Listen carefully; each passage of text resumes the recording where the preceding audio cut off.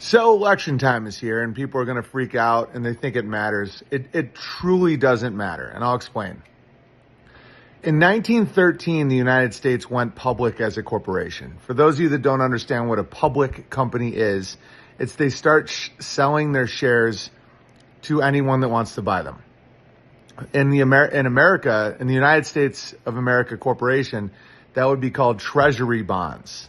And right now, our number one holder of treasury bonds on the board of directors is the government of China. All right. You understand how that works? So a private company has actual sovereignty. It can do what it wants. It's more like a monarchy. A private company like Kohler in America is a very powerful company. The richest people I know are private companies. So there's a family in the town I live in that owns all kinds of agriculture, crushing and hauling rocks, meat processing, all that. I could easily see their assets being in the billions. And it's just a family, and they're very humble and very cool people, and no one can buy stock into the company. They own it. They make the decisions. All right. Then when a company goes public, like Sony, Warner Brothers, Walmart, AT&T, Verizon, anything that you can buy in the stock market, when you buy a share, you're a part owner of the company. Now, that's like 1/billionth. You know, if you have one share of AT&T, you don't exactly get to be on the board of directors, but you are a part owner of the company. That's why when you go public, the owners of the company get so rich, but they lose all control. Same thing happened in the United States of America with the creation of the Federal Reserve in 1913. Think of it as a country going public. Okay, so a lot of wealth came out of it, quote unquote wealth, but that's because it was selling shares, treasury bonds, to the rest of the world. Anybody that wanted to buy them. I could buy treasury bonds, you could buy treasury bonds, but to get on the board of directors is very, very expensive. Okay. So what is the President of the United States? The President of the United States is the CEO of the company called the United States of America. He or she, hopefully he, does not own it, no control, nothing. CEO. The CEO answers to the board of directors, okay? The shareholders. And so it truly does not matter. So the election, the voting, one reason why they're getting so flippant with it, and I see a lot of truthers talking about how like, oh, they're rigging the election. There is no election, ever. It's a poll. It's a poll. Imagine Best Buy takes a poll, like as you're shopping, they say, fill out a survey and tell me, did you like Gary, the new floor manager? I'm not exaggerating. That's what the president is, and that's what voting is. Ever since 1913, a lot of people have a hard time understanding this or, but it's a fact. Ever since 1913, your vote doesn't mean anything. It's a poll. I mean, you can even tell that because of the Electoral College, because of the state, the way it all works, your vote doesn't, it's a poll. It's to see how the customers are feeling. That's it. And that's not cynical or black pill. It's an absolute fact. So America went public. So a nation would be a private company. So like, let's say you have Luxembourg, or I don't know enough about a lot of foreign companies. I know most of them are public. North Korea is a family-owned nation. Okay? North Korea is a family-owned nation. You look at some of these, Saudi Arabia, the United Arab Emirates is private. It's a private company because it's owned by the House of Saud. Okay? They get to make the calls. They own it, and then the people benefit from it because they're all shareholders in it. Kuwait. Every Kuwaiti gets $800,000 a year as their cut of the oil revenue because they're all owners of their own nation. America is not that. The United States went public in 1913 and allowed the entire world to buy it. Okay? With that comes the perks of a public company, but you are not a shareholder of the United States of America.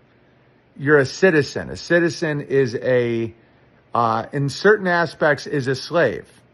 You know, you can leave though. It's consensual. You have free will, but that's how slavery always was.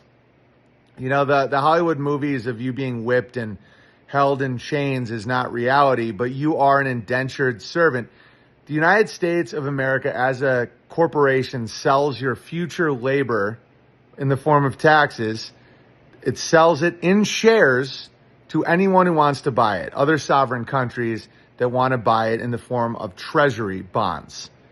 Okay, so when you vote for president, you're taking a poll to see who your favorite managerial CEO is for a company that they do not own.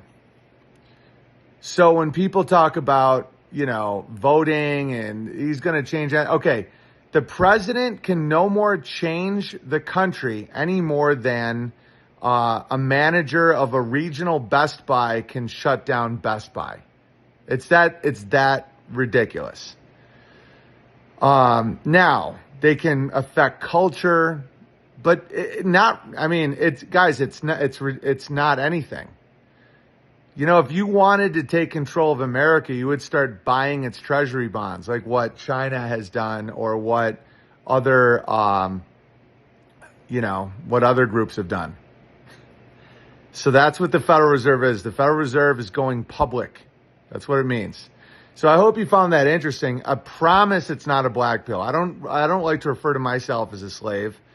I pay taxes, I pay property tax, but it's so big that we can be owners ourselves and have really great lives. And it's not like this tyrannical situation. In fact, when you're in a public company, they're always trying to maximize comfort and efficiency. You know, this isn't tyranny, okay?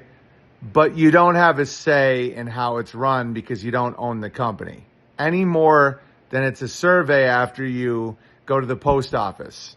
And they say, did you like your service? Fill this out in the back. So again, I know that you guys like to get pretty jacked up and juiced up and squirt all over yourselves when it comes to election because you feel important. Like you pick the future of America. I promise you don't. Now, if you want to actually change America, you get productive, you change its demographic, you know, and then you start looking into other governments from the past. And again, this isn't an endorsement at all. But what does national, you know, there's socialism and then there's nationalism and then there's social, national, and national. So, okay, so how would a company go from being public to back to being private? Or how would a company fight to stay private when there's forces at work for it to go public? If you've watched the show Succession, that's a very good pop culture way of looking at what a public company looks like. The board of directors voting on the CEO. The customers are not voting on the CEO. They're taking a poll. Okay?